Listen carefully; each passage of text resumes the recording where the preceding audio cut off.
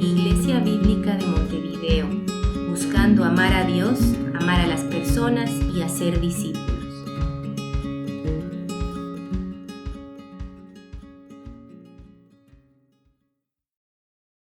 Bueno, buenos días a todos. Es un gusto, un placer poder estar con ustedes nuevamente y poder compartir la palabra. Y si tienen sus Biblias, les invito a abrirlas en Efesios 1 y vamos a continuar la serie que hemos empezado hace algunas semanas. Y para dar un poco del trasfondo de qué hemos visto hasta ahora, las últimas semanas hemos visto cómo la primera mitad de Efesios 1 nos llama a alabar a Dios por todo lo que Él ha hecho en nuestras vidas. Y Pablo estaba alabando a Dios, estaba agradeciendo a Dios por todas las infinitas bendiciones que Él nos ha dado en Cristo. Y en la segunda parte de Efesios 1 empieza a orar. Y empieza a orar por las personas que un día leerían esta carta, pidiendo de que sus ojos sean abiertos, de que realmente puedan entender todo lo que tienen en Cristo y que las verdades de la primera mitad de Efesios realmente puedan apropiarse de esas verdades y realmente creerlas y entenderlas, no solo en la mente, sino con un entendimiento real. Entonces, con eso en mente, vamos a leer Efesios 1, versículo 18. Aquí Pablo continúa la oración que hemos ido viendo la semana pasada. Dice: alumbrando los ojos de vuestro entendimiento, para que sepáis cuál es la esperanza a que Él os ha llamado, y cuáles las riquezas de la gloria de su herencia en los santos, y cuál la supereminente grandeza de su poder para con nosotros los que creemos, según la operación del poder de su fuerza, la cual operó en Cristo, resucitándole de los muertos y sentándole a su diestra en los lugares celestiales, sobre todo principado y autoridad y poder y señorío, y sobre todo nombre que se nombra, no solo en este siglo, sino también en el venidero.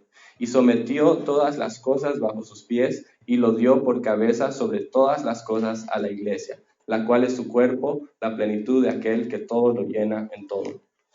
Padre amado, te agradecemos por esta mañana y por esta oportunidad de poder estudiar tu palabra nuevamente. Y Padre, queremos orar que así como oraba Pablo, que tú abras nuestros ojos espirituales, que podamos ver lo que tú quieres que veamos hoy, que realmente nos des ese entendimiento de tu palabra, no solo intelectual, sino que realmente podamos creer las verdades que tú nos dices aquí en tu palabra. Te agradecemos por este tiempo y pedimos que tu Espíritu guíe todo lo que vamos a hacer en estos minutos. En el nombre de Jesús, amén.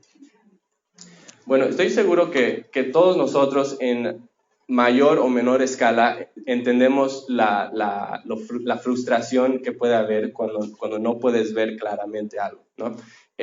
Puede ser, por ejemplo, que tal vez alguna vez has caminado por un sendero sin una linterna cuando estaba muy oscuro y te estabas tropezando sobre cosas y era hasta peligroso para ti, ¿no?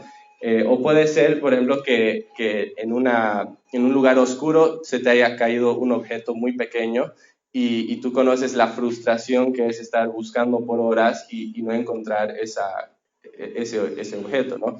O tal vez alguna vez has jugado uno de esos juegos donde te vendan los ojos, te dan vueltas y te dicen que camines en una línea recta o que le pongas la cola al burro o alguna cosa de esas, ¿no? Que te vas por todo lado, que no puedes caminar en una línea recta. O tal vez incluso manejaste alguna vez el coche y estaba todo nublado, no podías ver bien y tuviste que parar el coche y esperar a que la neblina se despeje un poco.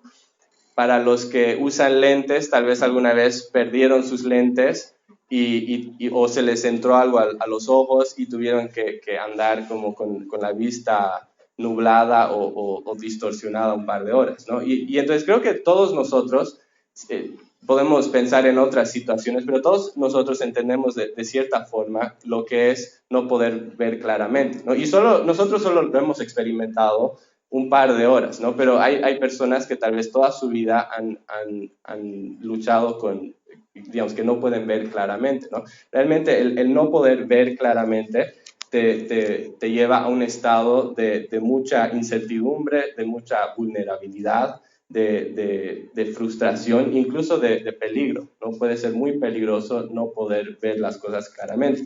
Y lo que Pablo nos muestra aquí en este pasaje es que así como es posible que tengamos problemas de ver físicamente, que también es posible que tengamos dificultad de ver espiritualmente, ¿no? Que hayan realidades espirituales que nosotros no podemos ver, que estamos cegados a esas realidades espirituales, ¿no?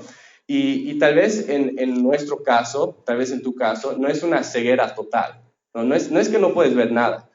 Tal vez hay ciertas cosas que puedes ver, pero es posible que tal vez no ves claramente, que tu vista de cierta forma está nublada, ¿no? Como, no sé si se acuerdan esa historia cuando Jesús sanó a un hombre ciego y le sanó en 2 etapas, ¿no? Y al principio le abrió los ojos y podía ver, pero decía que veía todo distorsionado, ¿no? Y tal vez tú estás en una situación donde ves espiritualmente de esa forma, ¿no? Que hay ciertas cosas que puedes ver. Puedes ver que eres pecador, puedes ver que necesitas un Salvador. Tal vez has venido a Cristo y le has pedido que Él te perdone, que te dé su gracia. Y entonces hay cosas básicas que entiendes del Evangelio y lo puedes ver, pero tal vez hay otras cosas que no estás viendo, ¿no? Tal vez hay cosas que no entiendes, cosas que no puedes ver, cosas que te confunden, tal vez preguntas que tienes que no puedes responder. Tal vez hay incluso incredulidad, ¿no? Sabes que la Biblia dice algo, pero te cuesta realmente creerlo y abrazarlo como tuyo, ¿no? Creo que todos podemos identificarnos un poco con eso, ¿no? Y la verdad es que cuando tenemos dificultades de ver espiritualmente, eso tiene efectos en nuestras vidas y cómo vivimos, ¿no? Por eso muchas veces nuestro estado espiritual está como está. Muchas veces por eso estamos luchando con los mismos pecados de hace años sin nunca encontrar victoria, ¿no? Tal vez seguimos sintiendo culpa de pecados que Dios ya perdonó. Tal vez estamos muy enfocados en las cosas de esta tierra y no estamos enfocados en lo eterno, ¿no? Justamente porque no estamos viendo las cosas claramente, ¿no? Y entonces en este pasaje Pablo entiende lo perjudicial que puede ser para nuestras propias almas no ver las cosas claramente. Y entonces él empieza a orar, ¿no? Y ora, como dice en el versículo 18, para que los ojos de nuestro entendimiento sean alumbrados, ¿no? Para que los ojos de nuestro entendimiento sean alumbrados, o para que los ojos de nuestro corazón, dicen algunas versiones, ¿no? Pero para que podamos ver espiritualmente, ¿no? Él oraba para que realmente podamos ver las verdades espirituales, no solo intelectualmente, sino que realmente lo podamos creer y ver con total y plena certidumbre, ¿no? Y acá en lo que sí, o sea, en la última parte de este capítulo, él va a orar específicamente para que podamos ver tres cosas muy importantes, ¿no? La primera es la esperanza que tenemos en Cristo. Y vemos esto en el versículo 18. Dice, alumbrando los ojos de nuestro entendimiento para que sepáis cuál es la esperanza a que Él os ha llamado. Entonces ahí está la primera cosa, que podamos ver esa esperanza a la que fuimos llamados. Ahora, es interesante que no sé si alguna vez han leído un libro de consejería bíblica, pero una cosa que yo he visto en muchos de esos libros es que generalmente te dicen que cuando alguien viene a ti con una crisis emocional o algún problema muy fuerte en su vida, la prioridad número 1, si tú eres su consejero, es que le puedas dar esperanza. Esa es la primera cosa que deberías tratar de hacer, darle esperanza.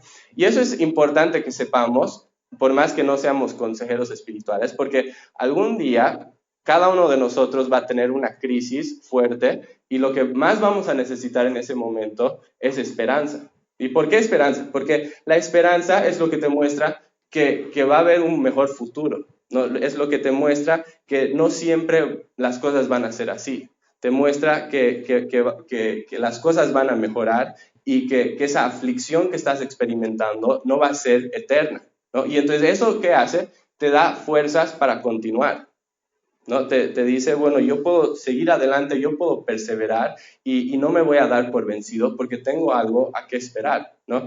Y entonces, sí, es súper importante eso, porque si no tuviéramos esperanza, no tendríamos ninguna razón para vivir, especialmente cuando estamos en una fuerte crisis en nuestras vidas.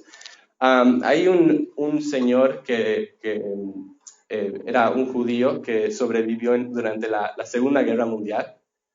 Y él decía, él estaba en un campo de concentración y una de las cosas que él observaba es que generalmente eran las personas que no tenían nada por qué vivir, o sea, los que no tenían esperanza, los primeros en morir, ¿no? Y entonces él decía, la regla o la clave número uno para sobrevivir en esos lugares es poder mantener la esperanza. Y hay un médico que una vez dijo esto y me pareció muy interesante, decía, si pudiera empaquetar y distribuir la esperanza, tendría una pastilla más poderosa que cualquier antidepresivo en el mercado. ¿No? Y eso te muestra cuán importante realmente es la esperanza, no solo como algo teórico, sino en el día a día, que realmente te ayuda a seguir, a continuar en esta vida. No sé si alguna vez ustedes han tenido uno de esos días horribles donde todo va mal, donde no quieres saber nada más, y lo único que te ayuda a seguir y a continuar en ese día es saber que al fin del día vas a llegar a tu casa y estar con las personas que amas. No sé si les ha pasado, pero a mí me pasó una vez cuando hace unos años yo antes trabajaba en una ONG, una organización que respondía a desastres naturales y lo hacían en diferentes partes del mundo. Y justo hubo un desastre muy fuerte en las Filipinas, entonces me enviaron a ir ahí. Y la verdad es que fue una de las experiencias, las peores experiencias que he tenido en mi vida, porque no comías bien, no dormías mucho, digamos, era un estrés constante el trabajo en sí mismo, veías personas que estaban sufriendo por todo lado y entonces era algo muy fuerte para mí emocionalmente y digamos, en cuanto a mis propias energías, como que era muy agotador. Y además de eso, era justo en diciembre, entonces no pude estar con la familia para Navidad, ni para Año Nuevo, ni para el cumpleaños de Angie. Entonces yo estaba como que muy molesto con todo, estaba bajoneado y todo. Y lo que fue interesante es que lo que me daba fuerzas como para seguir adelante es que yo decía, esto no va a durar para siempre. No, en unos días yo me voy a subir a un avión y voy a volver y voy a estar con mi esposa y con mis hijos y voy a estar tranquilo, ¿no? Y entonces, y eso es solo una ilustración, ¿no? Es algo que nos muestra una realidad incluso más grande que tenemos en Cristo, ¿no? Porque la esperanza que tenemos en Cristo es similar a eso, pero obviamente más real, más grande que eso y más certero, ¿no? De saber que lo que yo estoy sufriendo en este momento no va a durar para siempre, que va a haber un día que yo voy a estar con el Señor. ¿Y cuál es la esperanza que Él me da? No es que todos mis problemas se van a solucionar, no es que todos mis problemas van a desaparecer, no es que voy a ser un millonario y que voy a ser súper próspero, no es que mi matrimonio se va a arreglar milagrosamente, no es que todas mis enfermedades van a desaparecer aquí y ahora. No, esa no es la esperanza. La esperanza que yo tengo en Cristo es que sin importar qué cosa yo tenga que sufrir o pasar en esta vida, sé que el Señor está conmigo, que Él me va a dar las fuerzas que necesito para atravesar eso. Además, sé que Él al final del día va a usar todas esas cosas, incluso las cosas horribles, las va a trabajar para mí bien y que al final del día yo voy a estar en su presencia.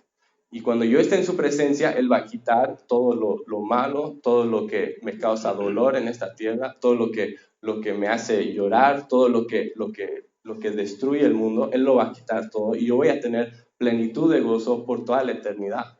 Y cuando realmente entendemos eso, no solo como algo teórico, pero realmente entra en nuestras mentes y como que lo podemos ver claramente, te da esperanza para cada cosa en esta vida, ¿no? Para esas dificultades que inevitablemente vamos a atravesar. Y lo que es increíble de esta esperanza es que no es algo no es algo incierto, ¿no? Es una esperanza certera. Muchas veces cuando hablamos de esperanza, lo hablamos como algo muy incierto, ¿no? Como que decimos, espero que no llueva esta tarde, espero que me vaya bien en el examen, espero que ganemos el partido de fútbol. esta tarde. No son como cosas que deseas, pero no sabes si van a pasar. Pero cuando la Biblia habla de esperanza, no lo habla en ese sentido. Lo habla de algo cierto, de algo seguro, de algo que sí o sí va a pasar y que tú puedes agarrarte de eso y saber que va a ser así. Es algo que realmente puedes esperar. Y entonces eso realmente nos cambia la situación, ¿no? Porque yo realmente puedo estar seguro de que las cosas van a estar bien porque Dios está conmigo. Ahora, yo no sé si en este momento tal vez algunos de ustedes están atravesando alguna dificultad, alguna cosa muy fuerte en sus vidas, pero yo quería preguntarte, ¿tú puedes encontrar consuelo en lo que tú estás pasando al darte cuenta de esta esperanza que tienes en Cristo? Y tal vez la respuesta honesta es no. No, pero si la respuesta es no, yo quiero animarte a que realmente puedas empezar a orar, que Dios te ayude a ver esto, que Él te ayude a ver esta esperanza que tienes en Él y que lo puedas ver como algo cercano y como algo real, ¿no? Porque cuando realmente vemos eso, eso trae paz a nuestras vidas, ¿no? Ahora, la segunda cosa que Pablo ora aquí en estos versículos es que podamos ver la herencia. Y vemos esto en el versículo 10, la segunda mitad del versículo 18. Dice, ¿y cuáles las riquezas de la gloria de su herencia? O algunas versiones dicen su gloriosa herencia en los santos. Ahora, esto no es la primera vez que Pablo ha hablado de herencia en Efesios 1, ¿no? Ya habló de esto en el versículo 14, cuando hablaba de la herencia que nosotros, los cristianos, vamos a recibir del Señor. Pero lo que es interesante aquí es que en el versículo 18, cuando habla de la herencia, no está hablando de lo que nosotros vamos a recibir del Señor, sino que ahora está hablando de la herencia que es de Dios. Y eso es interesante, está hablando de la herencia que es suya, y suya se refiere a Dios. Entonces eso es interesante porque lo que nos está diciendo es que nosotros somos la herencia de Dios. Que nosotros somos la herencia de Dios. Ahora, eso es fascinante, no sé si les llama la atención, pero a mí me deja muy asombrado eso. Porque lo que él está diciendo aquí es que nosotros somos preciosos a los ojos del Señor. Es fascinante, ¿no? Que está diciendo que yo soy su tesoro, que yo soy su pertenencia, que yo soy esa persona con la que Él anhela pasar la eternidad. Y yo no sé si alguna vez tú te has puesto a pensar en eso, que tú eres herencia de Dios. Ahora, personalmente, les digo honestamente, a mí me cuesta mucho pensar en eso, ¿no? Pensar de que yo soy herencia de Dios y que Él me pueda llamar su herencia. Me parece muy loco, algo que realmente me cuesta entender. ¿Y saben por qué? Porque muchas veces cuando pensamos en Dios y cuando yo leo la Biblia, algo que veo de Dios y que lo afirmo, es que Dios es autosuficiente, ¿no? Y que Él existía desde la eternidad pasada y que Él estaba completamente bien sin que nosotros existamos, ¿no? Él existía eternamente y estaba bien en ese estado. Él estaba satisfecho y no necesitaba de nada ni de nadie. No me necesitaba a mí, no te necesitaba a ti, no necesitaba nada. Y Él estaba bien, ¿no? Y entonces a veces pensando en eso, yo me pongo a pensar que cuando, digamos, pienso en su amor, me cuesta pensar en que su amor realmente tenga afecto. No sé si me hago entender. Me cuesta pensar que su amor realmente sea un amor de deseo o que haya emoción verdadera en su amor. ¿Y por qué me cuesta pensar eso? Porque digo, bueno, Él no me necesita. Entonces no es como que realmente me desea o que me quiere o algo así. Y a veces es difícil pensar en que yo soy su herencia, ¿no? Es difícil pensar en que su amor es anhelo por mí. No sé si me hago entender. Para darles un ejemplo, a veces lo que sucede es que yo puedo pensar en el amor de Dios como algo más caritativo, ¿no? Es como cuando una persona rica da su dinero a un pobre y no hay una relación, es más simplemente que siente lástima por esa persona, pero no hay una relación. A veces me cuesta pensar en el amor de Dios como el amor de un esposo por su esposa, ¿no? Donde realmente desea estar con su esposa. No sé si ustedes luchan con eso, pero a veces a mí tengo esas luchas porque sé que Dios es autosuficiente. Pero lo que es fascinante de este pasaje es que no describe el amor de esa forma, ¿no? Es fascinante que cuando Él habla de lo que Dios siente por nosotros, es que Él nos ve como su herencia, como su tesoro, como esa persona por la que no solo siente lástima, sino como esa persona con la que Él quiere pasar la eternidad y que siente anhelo por nosotros, ¿no? Y eso realmente es increíble, ¿no? Que aunque Dios no me necesita, que Él me anhela y que Él realmente siente placer en estar conmigo. Eso me deja asombrado, honestamente, ¿no? ¿Y cómo sabemos que Dios nos ama de esa forma? Lo sabemos justamente por la cruz, ¿no? Porque cuando Jesús estaba muriendo en la cruz, lo que Él estaba haciendo era hacer un sacrificio para asegurar que yo pueda estar con Él eternamente. Ahora, a veces decimos, bueno, en realidad no murió por mí, murió para mostrar su gloria. Y hasta cierto punto eso es verdad, ¿no? Pero va un poco más allá de eso, porque si se ponen a pensar, Dios realmente necesita demostrar su gloria. O sea, realmente necesita comprobar a alguien que Él es glorioso. ¿Acaso no es glorioso ya sin importar lo que nosotros pensemos de Él? Obvio que sí, ¿no? Entonces, cuando Él estaba muriendo en esa cruz, no solo es para mostrar quién es, sino porque nos ama y porque quiere estar con nosotros eternamente y para que nosotros podamos disfrutar esa gloria con Él, ¿no? Y entonces es algo tan hermoso, ¿no? Realmente me deja asombrado. No sé si les deja asombrados a ustedes, ¿no? Pero creo que si realmente entendemos esto, cambia la forma que nos acercamos a Dios, cambia la forma que vemos a Dios, cambia la forma que vemos nuestra relación con Él. La última cosa que Pablo pide y ora en esta oración, lo encontramos en los versículos 19 hasta el final, y empezando con el versículo 19 dice, ¿y cuál es la supereminente grandeza de su poder para con nosotros los que creemos según la operación del poder de su fuerza? Dios es infinito en poder y lo que nos muestra este versículo es que Él usa su poder para beneficio nuestro. Y eso es una gran noticia. Es una gran noticia porque nosotros lo necesitamos. Nosotros por naturaleza somos débiles, ¿no? Somos incapaces. No podemos salvarnos a nosotros mismos, no podemos luchar contra el pecado en nuestra propia fuerza, no podemos crecer en santidad solos, no podemos servir solos, no podemos evangelizar solos, no podemos perseverar en nuestra fe, no podemos hacer absolutamente nada, ¿no? Y por eso es tan importante que diga que Él da su poder para nosotros, ¿no? Porque me muestra que yo no vivo esta vida cristiana en mi propia fuerza, sino que Él me da su fuerza, su poder, ¿no? Y que mi fe, al fin de cuentas, no depende de mi habilidad o de mi fuerza, sino de la fuerza del Señor.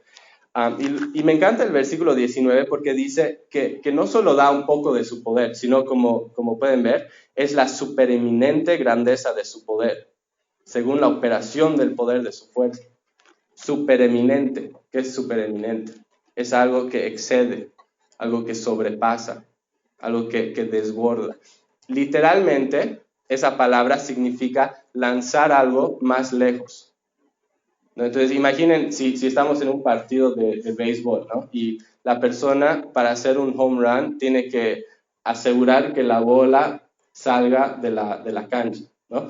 Pero va una persona, lo batea y le da tan fuerte a la bola que no solo se sale de la cancha, sino que se sale del estadio y se va a un parque que está a unas cuadras del estadio, ¿no? Eso es algo supereminente, es más de lo necesario. Y lo que es fascinante es que nos dice que Dios no solo nos da un poco de poder, sino que nos da ese poder supereminente, ¿no? Nos da más de lo necesario, más de lo que necesitamos. Y los últimos versículos describen ese poder. Vamos a ver esto rápidamente. Dice, y la cual operó en Cristo, resucitándole de los muertos y sentándole a su diestra en los lugares celestiales, sobre todo principado y autoridad y poder y señorío, y sobre todo nombre que se nombra, no solo en este siglo, sino también en el venidero. Y sometió todas las cosas bajo sus pies, y lo dio por cabeza sobre todas las cosas a la iglesia. la cual es su cuerpo, la plenitud de aquel que todo lo llena en todo. Increíble. No sé si te das cuenta de lo que Pablo está diciendo aquí. Está diciendo que ese mismo poder que levantó a Cristo de la muerte, ese mismo poder que le llevó del lugar más bajo, que era la tumba, al lugar más exaltado, ese mismo poder que lo puso sobre toda cosa en este universo, ese mismo poder está trabajando en tu vida. Eso es fascinante, eso es increíble. No, realmente darnos cuenta de eso es asombroso. Entonces, quiero, para terminar, hacer 3 preguntas muy importantes. En primer lugar, quiero preguntarte si sientes paz en tu corazón al darte cuenta de esa esperanza que Cristo te ofrece. ¿Sientes paz? Si la respuesta es no, quiero animarte a orar, como decíamos antes, ¿no? Eso es lo que Pablo hacía por sus hermanos en Éfeso, que realmente sus ojos sean abiertos a esa esperanza. Y es lo que nosotros tenemos que hacer. Pregunta número 2. Cuando te das cuenta de cómo Dios te ama y cómo Dios te anhela, ¿te sientes atraído a Dios? Si la respuesta es no, quiero animarte a que ores. Pregunta número 3.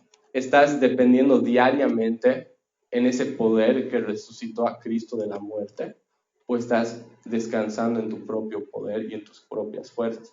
Si no estás descansando en el poder del Señor, lo que necesitamos hacer es orar. En cualquier caso, necesitamos orar que sintamos esa paz, orar que conozcamos ese amor, orar para apropiarnos de ese poder.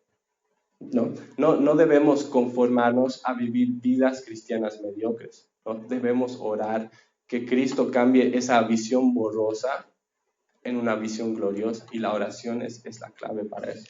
Entonces, vamos a orar y terminar pidiendo que Dios abra nuestros corazones. Padre, te agradecemos por tu palabra.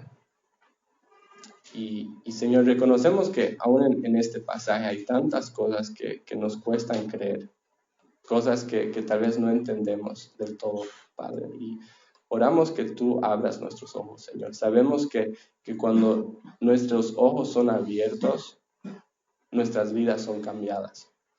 Entonces, Padre, oramos que tú nos ayudes a ver, que realmente podamos ver tu gloria, que podamos ver tu amor, que veamos esa esperanza, que veamos tu poder. Padre, abre nuestros ojos, te lo pedimos, y te agradecemos por tu palabra y por cómo tú nos hablas a través de ella. En el nombre de Jesús. Amén.